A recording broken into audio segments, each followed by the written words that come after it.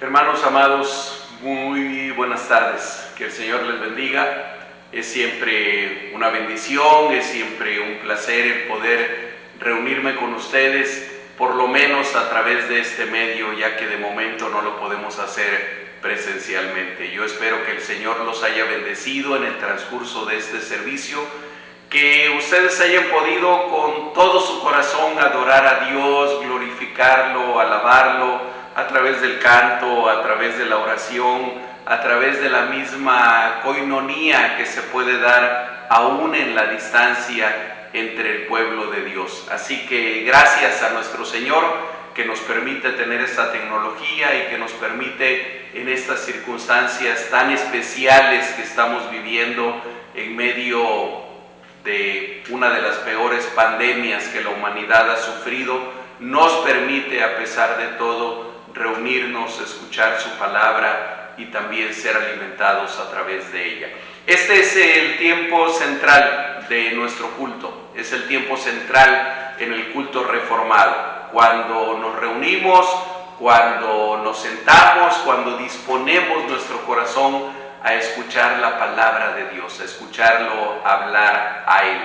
Así que antes de que comencemos, ya hemos leído la Escritura. Hoy vamos a ir leyendo unas partes también del mismo texto que hemos leído, pero primero vamos a orar y vamos a poner este tiempo nuevamente, como ya lo hemos hecho previamente, cada uno de nosotros en las manos del Señor, pidiéndole que Él nos hable. Cierren sus ojos, por favor, inclinen sus rostros y oremos. Padre amado, bendito Dios, venimos en esta hora delante de tu presencia, dándote gracias primero porque tú nos has amado, porque tú nos has rescatado, porque tú nos has salvado, porque tú nos has redimido. Eres tú únicamente, Señor, quien nos ha sacado de las tinieblas para traernos a tu luz admirable. Y esto lo has hecho únicamente por tu gracia, no por ningún merecimiento que nosotros tuviéramos, sino solamente por tu amor y por el puro afecto de tu voluntad. No podemos sino decirte gracias, Padre, gracias, Señor. Queremos ahora poner este tiempo en tus manos, pedirte por favor, suplicarte una vez más, que sea tu Espíritu Santo el que nos hable, que sea tu Espíritu Santo el que nos instruya, que seas tú, Señor, el que nos enseñe y nos revele tu palabra, que tú quites cualquier obstáculo, que tú quites cualquier distracción, Señor, que tú quites, Señor, cualquier barrera de nuestra mente para que podamos entender tu palabra, comprenderla, aprenderla y, Señor, hacerla parte de nosotros mismos, parte de nuestro ser. Que seamos no solamente oidores, que seamos hacedores de tu palabra. Háblanos, por favor, en esta tarde. Te lo rogamos, te lo suplicamos, en el nombre precioso de Jesucristo, nuestro Señor y Salvador. Amén. Amén. Bien, hermanos, continuamos con la serie de mensajes basados en el libro de Hebreos.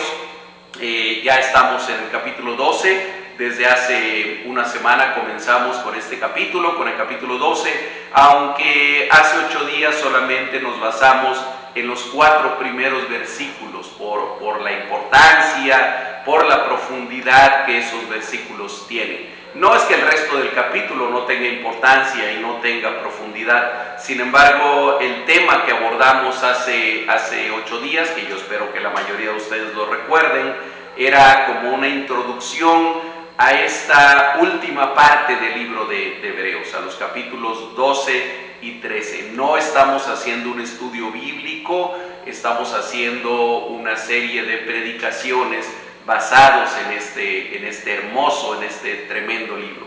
Y si ustedes lo recuerdan, hace 8 días hablábamos de cómo el autor de Hebreos toma como alegoría las carreras que se llevaban a cabo en los estadios, las carreras de atletismo. Incluso recordábamos que hace una semana todavía estábamos dentro de los Juegos Olímpicos de Tokio 2021 y que precisamente la semana pasada se corría la estrella de las carreras de atletismo, que es la maratón, los 42 kilómetros que se recorrían.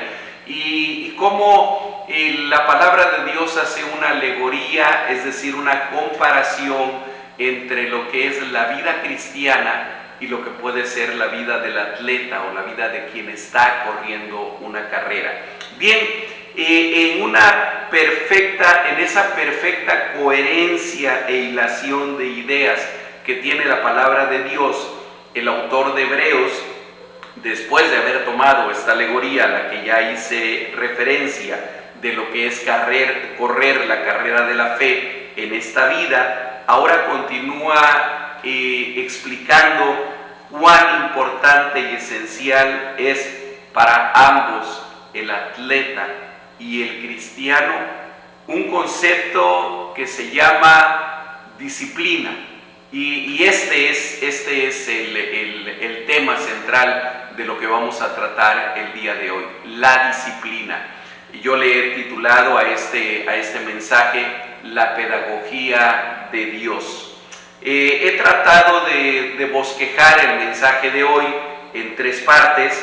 La primera parte, a la que le hemos llamado la disciplina de Dios como expresión paternal, y que iría de los versículos 5 al 11, ustedes ya lo leyeron, pero ahorita nosotros vamos a ir leyendo cada una de las porciones. Una segunda parte que le podemos titular la disciplina que nos imponemos como expresión de amor filial y obediencia, que iríamos de los versos 12 al 17.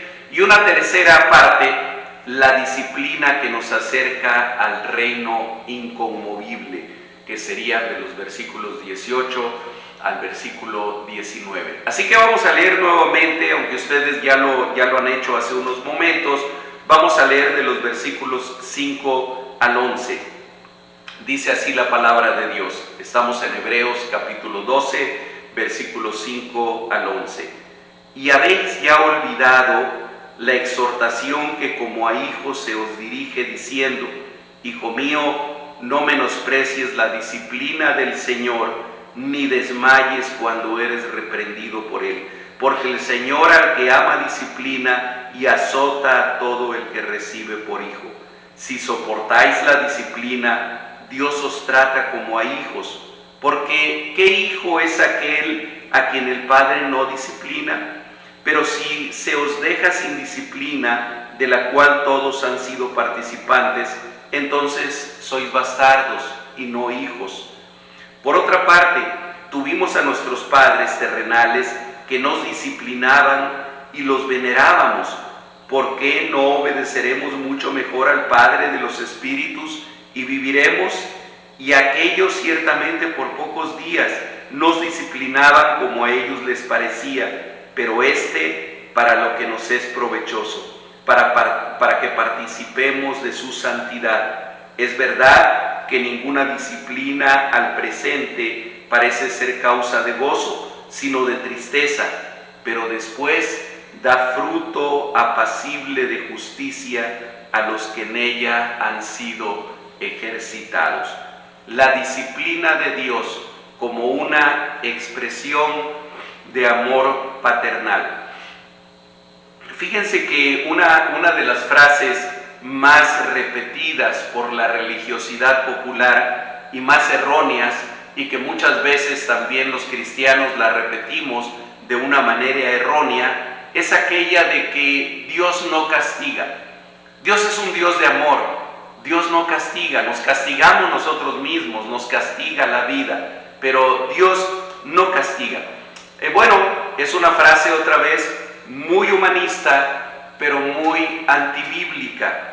Es humanista porque el hombre siempre quiere hacerse un Dios a su medida.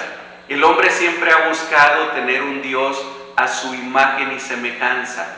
Dios como yo lo entiendo, Dios como yo me lo imagino, Dios como yo lo puedo entender. No Dios como es, no Dios como ha sido revelado por Él mismo a través de la Escritura, sino Dios como yo lo puedo entender. Y entonces una imagen humanista de Dios, una imagen de Dios hecho a mi medida, es un Dios tolerante, condescendiente y, déjenme decirlo, hasta bonachón.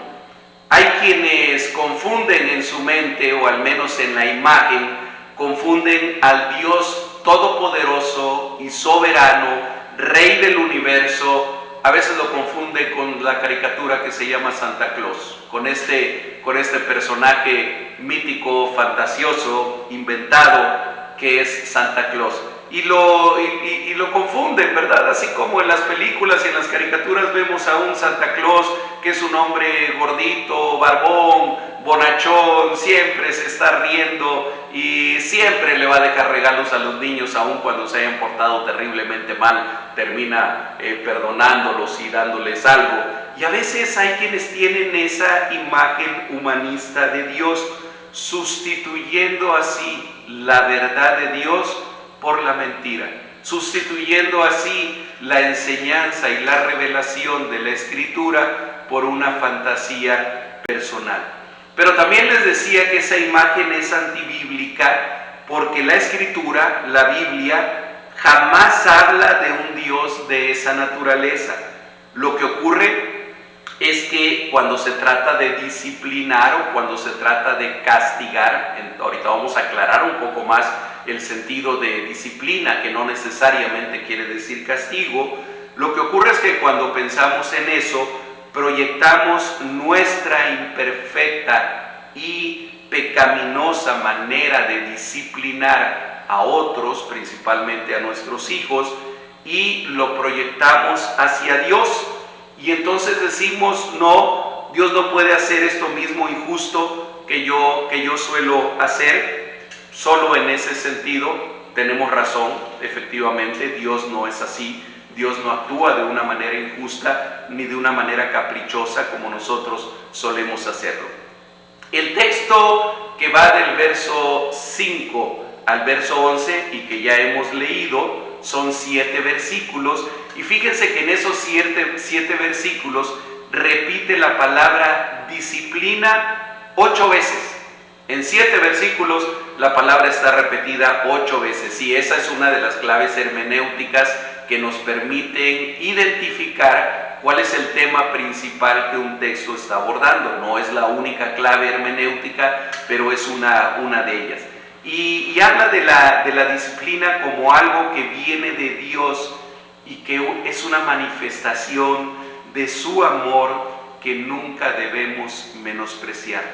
Esta palabra, otro dato curioso, fíjense que aparece solo 10 veces en la Biblia, la palabra disciplina, y de esas 10 veces, 8 aparece en estos versículos que nosotros acabamos de leer hace un momento. Así que sin lugar a ninguna duda, este texto es central si nosotros queremos aprender sobre la enseñanza bíblica en este tema. Existen solamente otros 2 versículos que, aunque no mencionan la palabra disciplina, no la mencionan como tal, pero se refieren al mismo tema. Uno de ellos está en Job, capítulo 5, versículo 17, a donde dice: he aquí, bienaventurado, es decir, feliz, 3 veces dichoso, bienaventurado, es el hombre a quien Dios castiga. Por tanto, no menospreciéis la corrección del Todopoderoso. Y el otro es en Proverbios 3, 11 y 12, dice: no menosprecies, hijo mío, el castigo de Jehová, ni te fatigues de su corrección, porque Jehová al que ama castiga, como el padre al hijo a quien quiere. Porque Jehová al que ama castiga, como el padre al hijo a quien quiere. Se ha hablado, y algunos psicopedagogos hablan de esto, que el no disciplinar a nuestros hijos, el no corregir a nuestros hijos, es una forma también de abuso, es una forma también de maltrato. ¿Por qué? Porque nuestros hijos, cuando están en una etapa de desarrollo, cuando están en una etapa de aprendizaje, de formación, necesitan ser disciplinados. No es que deberían, es que necesitan serlo. Un niño necesita aprender límites, necesita aprender cuáles son los límites en la vida, necesita aprender qué es lo permitido y qué es lo no permitido, necesita aprender qué es lo bueno y qué es lo malo, qué es lo seguro y qué es lo peligroso. y eso no se lo podemos enseñar a nuestro hijo pequeño sino por medio de la disciplina. Pero ningún padre amoroso disciplinaría a su hijo pequeño, a su hijo de 2 o de 3 años, de una manera cruel, de una manera ruda, de una manera sin misericordia y sin amor. Lo va a hacer con amor, lo va a hacer con ternura, lo va a hacer con misericordia. Pero a veces la disciplina, en el caso de nuestros niños, tiene que dolerles, y a veces una nalgada es algo que se necesita hacer con los hijos. Creo que una de las maneras erróneas de pensar relacionado con la educación y relacionado con la pedagogía de los niños es aquella que estuvo tan en boga hace algunas décadas y que decía: no le digas no a tu hijo, porque entonces lo vas a marcar, porque entonces lo vas a traumar, porque entonces lo vas a hacer una persona insegura, porque entonces lo vas a hacer una persona que no sepa qué es lo que tiene que hacer. Y esa forma de educar a los niños, que estuvo tan en boga, sobre todo en los años 70 y años 80, hizo muchísimo daño en toda una generación. ¿Por qué? Porque los niños necesitan, como parte de su formación, ser disciplinados. Pero me regreso otra vez al padre amoroso. El padre amoroso jamás va a buscar lastimar, jamás va a buscar hacer daño, jamás va a buscar destruir a su hijo. Es solamente la disciplina necesaria para enseñarle, y a veces es un castigo físico, muchas veces no lo es, solamente a veces es una corrección verbal, es solamente una instrucción verbal, que muchas veces es diferente. Bueno, la palabra de Dios toma más de una vez ese mismo ejemplo del padre amoroso para enseñarnos por qué Dios nos disciplina a nosotros. Dice en este versículo que acabamos de leer de Proverbios capítulo 3, porque Jehová al que ama castiga, como el padre al hijo a quien ama. Y ese mismo texto de Proverbios lo retoma el autor de Hebreos en el versículo 6 y dice: porque el Señor al que ama disciplina, y aquí usa la palabra disciplina, y azota al que recibe por hijo. Y aquí en este texto está haciendo dos distinciones seguramente entre la palabra disciplinar simplemente y la palabra azotar, que habla desde luego de un castigo físico, de una retribución física. Fíjense que la palabra disciplina se deriva de, la palabra disciplina en español es de donde se deriva nuestra palabra en nuestro mismo idioma, discípulo, la cual sí aparece 256 veces en la Biblia. Y la palabra griega usada las 8 veces en este texto que acabamos de leer y traducida como disciplina es la palabra paideia. Paideia. Yo no sé si a ustedes les suene parecido a alguna palabra en español. Bueno, de esta palabra paideia es de donde se derivan las palabras pedagogía o la palabra pedagogo o pedagógico. Paideia significa mucho más que solo disciplinar con el castigo. Más bien significa educar, tutorear, entrenar, corregir e instruir. De manera que si nosotros nos vamos al texto griego, en este pasaje de Hebreos 12, versículo 6, dice: porque el Señor al que ama educa, el Señor al que ama instruye, el Señor al que ama corrige, el Señor al que ama entrena. Es decir, de lo que está hablando este texto no es solo de castigo como algo punitivo, ni mucho menos vengativo, eso jamás vendría de Dios, sino de un proceso en el cual Dios nos educa para la fe, se convierte en nuestro tutor, nos entrena en la piedad, nos instruye y sí, cuando es necesario, nos corrige también.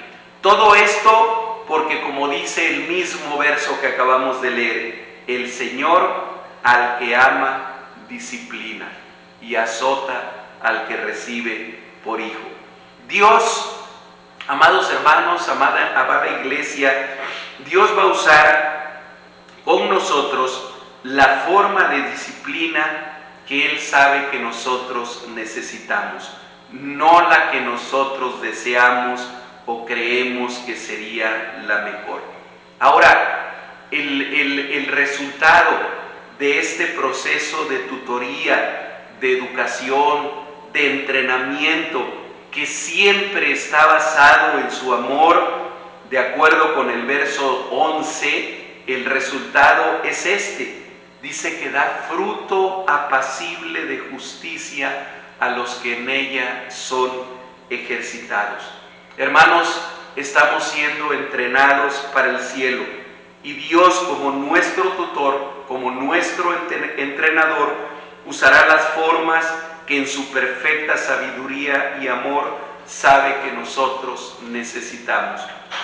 Estas palabras, el autor de Hebreos, inspirado por el Espíritu Santo, se las está escribiendo, y esto ya lo hemos repetido en alguno de los mensajes anteriores, se les está escribiendo a una iglesia, a una comunidad formada principalmente por judíos, por cristianos convertidos del judaísmo, hebreos, y que está siendo perseguida probablemente por los mismos judíos, por la religiosidad judía, y que está siendo perseguida también en el siglo I por el Imperio Romano, que han sufrido persecución, que han sufrido despojo, que han sufrido injusticias, que han sufrido vejaciones, y les está escribiendo esto como diciéndoles: miren, este proceso del que ustedes están sufriendo y del que ustedes a veces se quejan tanto, amados hermanos, no es más que la forma en que Dios nos está preparando para el cielo.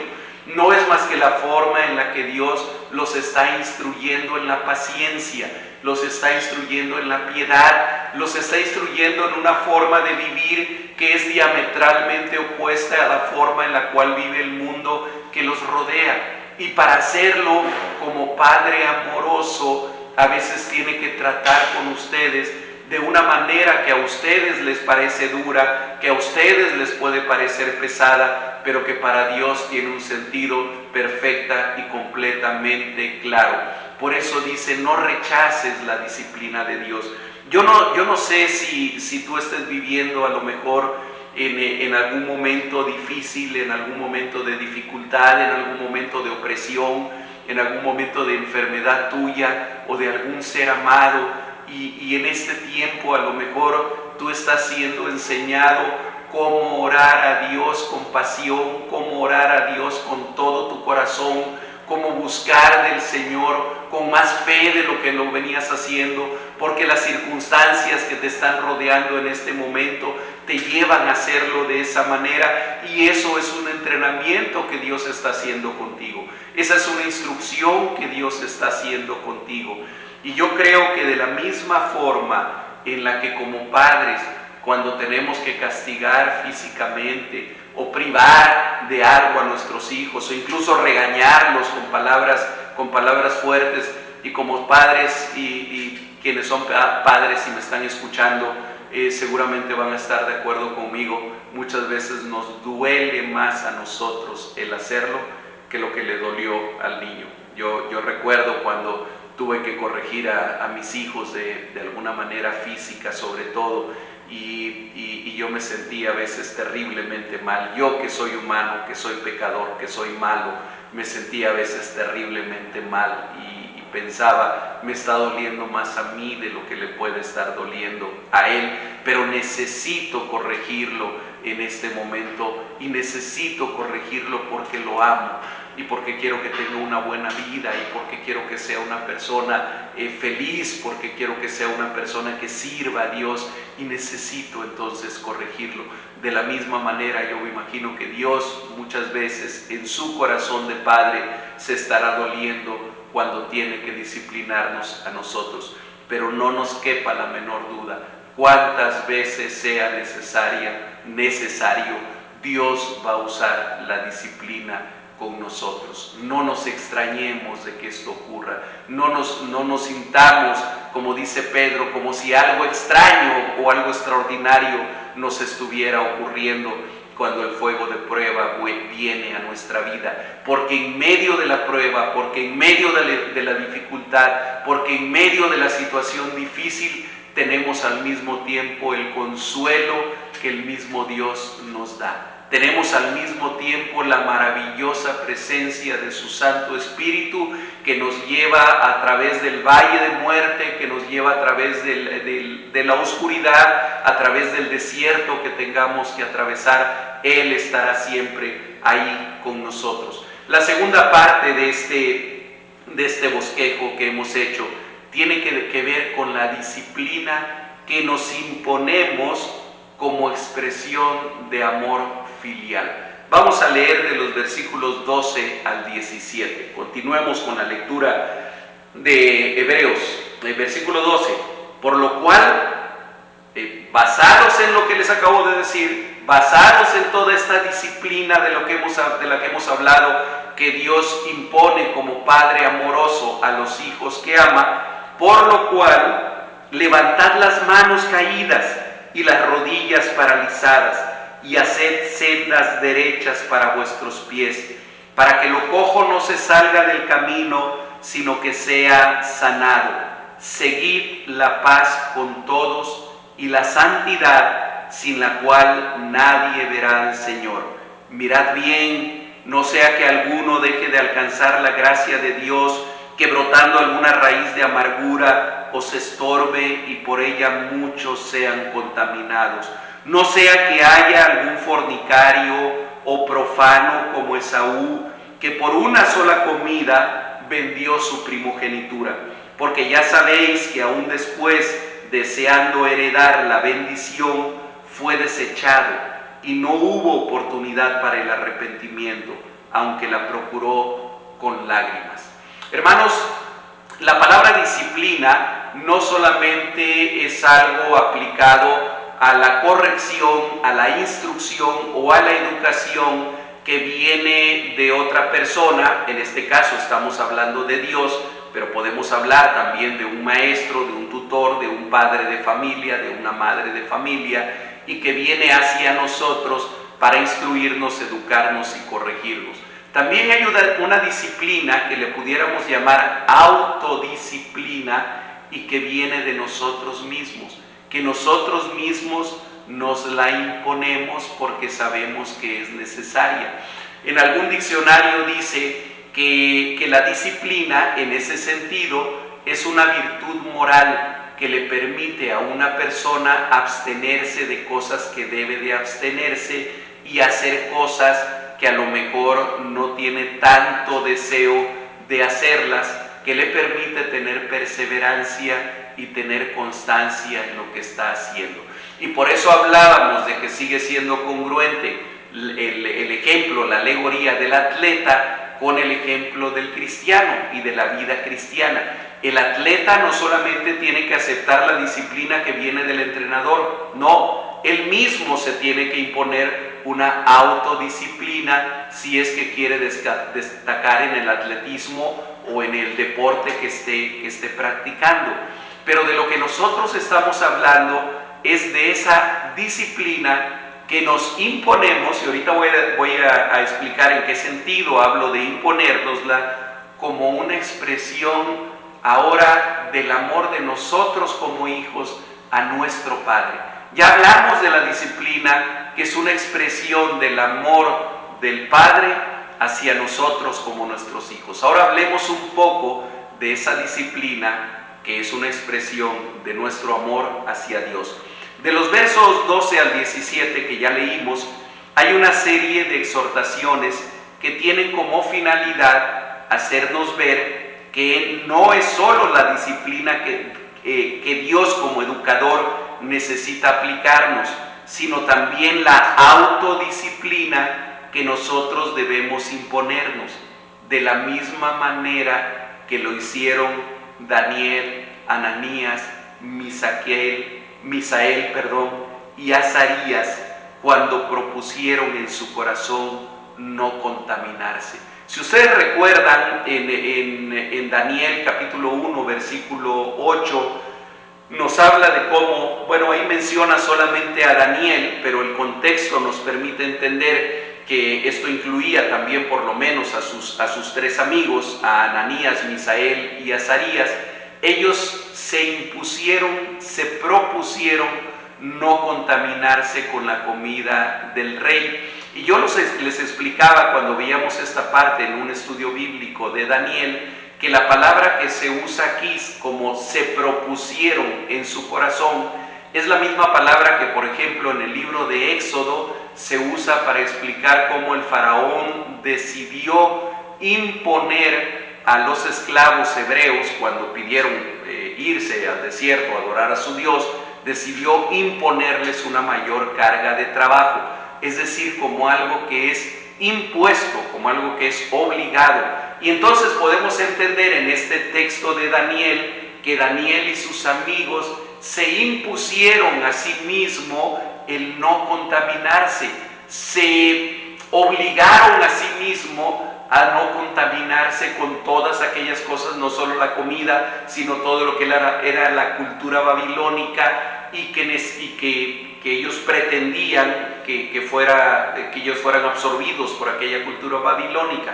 De la misma manera, estamos hablando de la autodisciplina como el imponerse algo de una manera sana. No estamos hablando de la asceta, no estamos hablando del que quiere hacer sacrificios, no estamos hablando del que quiere autoflagelarse, sino como aquel que entiende que para lograr algo en la vida es necesario, no solamente en el ámbito espiritual, sino en todos los ámbitos de la vida, es necesaria la autodisciplina. Es necesario practicar algunas cosas de una manera perseverante y de una manera constante.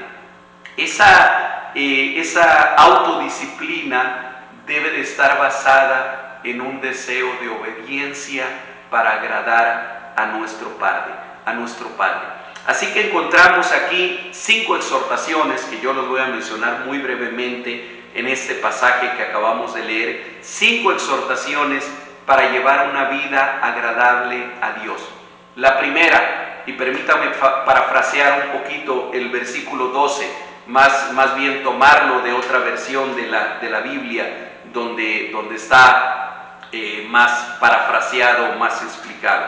El primero de ellos, la primera exhortación, es ármense de valor y no se dejen vencer por el cansancio. En Reina Valera dice: levantad las manos caídas y las rodillas paralizadas. Esa es la primera exhortación.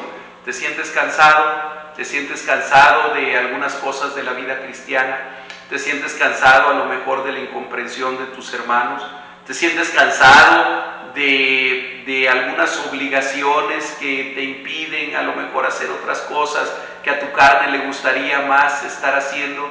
La palabra de Dios te dice hoy: ármate de valor y no te dejes vencer por el cansancio. Levanta las manos caídas y las rodillas paralizadas. A un atleta que está cansado y que está a punto de abandonar la carrera, a lo mejor le diríamos simplemente: ánimo, ánimo, sigue adelante. Y en la vida cristiana, ¿cuántas veces es necesario tener hermanos, tener gente cerca de nosotros que nos diga: ánimo, sigue adelante, tú tienes un llamado, la meta está cerca, la meta no está tan lejana, sigue adelante, levanta las manos caídas, fortalece las rodillas paralizadas y continúa adelante en tu búsqueda de Dios. Esta expresión que usa el autor de Hebreos está basada en Isaías 35:3, Isaías capítulo 35, versículo 3. Y el autor le está diciendo a la iglesia perseguida: levanten las manos caídas y las rodillas paralizadas, ánimo, deben seguir caminando a pesar de las dificultades. La segunda exhortación que encontramos aquí es en el mismo versículo: caminen por el camino recto, en el versículo 13, como lo dice en Proverbios 4:26, examina la senda de tus pies y todos tus caminos sean rectos. ¿Qué necesario es en la vida? ¿Cuán necesario es en la vida cristiana detenernos de vez en cuando y examinar por dónde estamos caminando. Examinar si estamos caminando verdaderamente por el camino por el que Dios quiere que caminemos, o estamos caminando por el camino por donde la religiosidad nos está llevando a que caminemos, o por donde la filosofía mundana o los valores morales, entre comillas, del mundo que nos rodea nos está llevando a que caminemos. Reina Valera lo dice de esta manera: haced sendas derechas para vuestros pies, para que lo cojo no se salga del camino, sino que sea sanado. Es decir, lo cojo, lo que está comenzando a caminar mal, no te lleve finalmente a salirte del camino, sino que al contrario, seas sanado. Y esta es una exhortación para cada uno de nosotros. Tomando Proverbios 4:26, examina la senda de tus pies y asegúrate de que tus caminos son rectos. Número 3, tercera exhortación que nos hace este pasaje. Estamos hablando de la autodisciplina como una manifestación de obediencia y de amor filial hacia nuestro Padre. Número 3, procuren estar en paz con todos, dice el verso 14. Seguid la paz con todos. Si algo debería de caracterizar al cristiano, al Hijo de Dios, al discípulo de Jesucristo, es procurar la paz con todos. Hermanos, como hijos de Dios, como cristianos, no podemos ser rijosos, no podemos ser peleoneros, no debemos de serlos. Yo sé que muchas veces es un carácter de personalidad, o es un carácter de temperamento, es una característica, de temperamento, una manifestación del temperamento, el ser explosivos. Pero la palabra de Dios una y otra vez nos está exhortando: busca la paz, encuentra la paz y síguela. Bienaventurados los pacificadores, decía el Señor Jesucristo. Pablo dice que hemos recibido el ministerio de la reconciliación, como si Dios estuviera rogando por medio de nosotros: reconciliaos con Dios. Y eso solamente lo puede hacer alguien que busca la paz. No podemos ser rijosos, no podemos ser peleoneros, no podemos en aras de defender nuestros derechos y de evitar que nos pisoteen. Y yo no estoy diciendo que nadie se tiene que poner de tapete de otro para ser cristiano. Tampoco estoy diciendo que no debemos de buscar defender nuestros derechos, pero a veces lo hacemos de tal manera que terminamos haciendo a la paz y haciendo a las enseñanzas de Jesucristo a un lado, con tal de impedir que nadie vaya a tocar uno de mis derechos, ni con el pétalo de una rosa, porque entonces se va a tener que enfrentar conmigo. A veces hablamos de que somos cristianos de pelo en pecho, ¿verdad? Y entonces no te metas conmigo, porque cuidado, por la buena soy muy bueno, pero por la mala soy bien malo. No, hermanos, los cristianos no podemos ser así. Los cristianos no podemos seguir esa corriente del mundo. ¿Cuál es la exhortación aquí de Hebreos?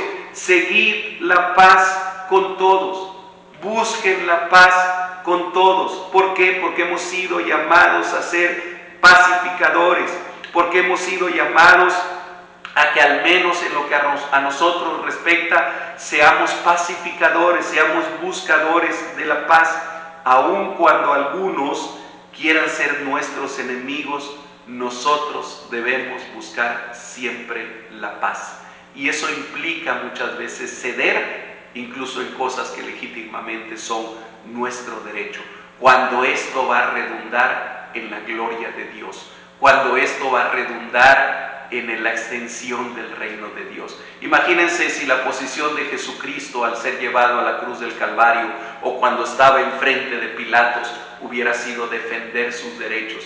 Lo estaban juzgando injustamente, lo estaban condenando injustamente, estaban levantando falsos testimonios contra él, había falsos testigos contra él. ¿Y saben qué Jesús hizo en ese momento?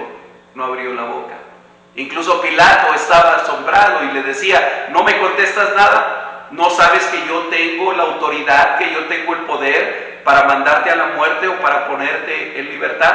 Y la única respuesta de Jesús fue: tú no tendrías ninguna autoridad sobre de mí si no te hubiera sido dada desde lo alto, si no te hubiera sido concedida. Y no volvió a abrir su boca. Tengamos a nuestro Maestro como ejemplo cuando se trata de procurar la paz, de buscar la paz.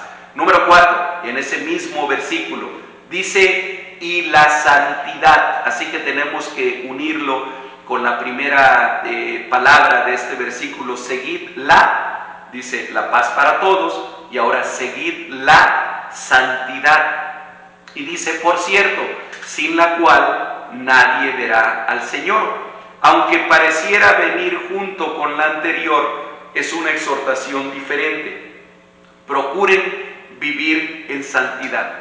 La santidad no es una opción para el cristiano, es la misma esencia de la vida cristiana y es algo que nosotros debemos buscar todos los días. Hablar del tema de la santidad sería hablar de otro tema, no lo vamos a hacer el día de hoy. Y finalmente, la quinta exhortación que viene en este pasaje, dice: mirad bien, es decir, manténganse vigilantes. Es una exhortación esta comunitaria. Las otras las podríamos entender, las otras 4 las podríamos entender como una exhortación principalmente personal. Busquen la paz, busquen la santidad, ármense de valor, caminen por el camino recto. Pero esta es más bien una exhortación comunitaria hacia la iglesia. Dice: miren bien, o en otra versión dice: manténganse vigilantes para que nos cuidemos unos a otros, para vivir en la gracia de Dios y no permitir que ninguna raíz de amargura o de división surja dentro de la iglesia. Raíces de amargura que tienen que ver con la tolerancia a la inmoralidad o a la herejía. Somos llamados a cuidarnos unos a otros como una expresión de amor. Hermanos, yo esto lo he dicho en otras ocasiones, pero lo vuelvo a repetir: si ustedes ven en mí, y seguramente que lo van a ver, errores, fallas, pero si ven en mí cosas en las que yo me estoy desviando del camino, yo les pido, les suplico que me lo señalen, que me lo digan. Necesitamos cuidarnos unos a otros. Necesitamos decirnos: hermano, en esta respuesta que le diste a alguien fuiste un poco arrogante, fuiste un poco grosero, pudiste haberle hecho de una manera más sana. O hermano, he notado que tú ya no estás buscando tanto de Dios, que ya no participas tanto en la oración, que ya no participas tanto en los estudios bíblicos, que te has ausentado. Eso significa cuidarnos unos a otros y vigilar bien y mirar bien que ninguna raíz de amargura surja entre nosotros. Somos llamados a cuidarnos unos a otros, lo repito, como una expresión de amor. El ejemplo de Saúl es puesto en este pasaje como el de alguien que tuvo en muy poco las cosas sagradas, las cosas importantes para él, como era ser el primogénito, y después insistía hasta las lágrimas con su padre Isaac para que su padre lo bendijera, pero ya era demasiado tarde. Y aquí la Escritura nos exhorta a lo mismo: mantengámonos vigilantes para que no sea que surja una raíz de amargura dentro de nuestra comunidad, dentro de nuestra iglesia, y que después sea demasiado tarde cuando la querramos corregir. Estas 5 exhortaciones no son para vivir una vida religiosa, sino para vivir una vida que expresa su amor a Dios en la obediencia y la autodisciplina. Y vamos con la tercera y última parte de este bosquejo: la disciplina que nos acerca al reino inconmovible. Finalmente, en los versos 18 al 29, y solamente por obvio del tiempo ya no los voy a leer, ustedes ya lo leyeron hace un momento. En estos versos 18 al 29, el autor de Hebreos nos recuerda que tanto aceptar la disciplina que viene de Dios como el vivir una vida de autodisciplina, tienen sentido porque a lo que nos hemos acercado es a algo inmensamente grande y maravilloso.